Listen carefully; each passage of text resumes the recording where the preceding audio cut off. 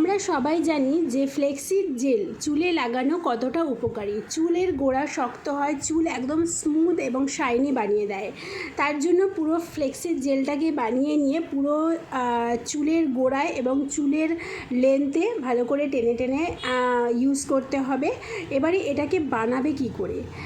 Flaxseed jail কিন্তু তোমরা ঘরেও বানাতে পারো, আবার দোকান থেকে কিনেও মানে একদম পুরো রেডিমেড কিনে ইউজ করতে পারো। তো আমি সব সময় ঘরে বানানো জিনিসই ইউজ করতে ভালোবাসি, সেটা চুলে হোক আমার ফেসে হোক, তোমরা দেখতেই পাও। তো চলো আমি বাড়িতে কিভাবে বানালাম সেটা দেখাই।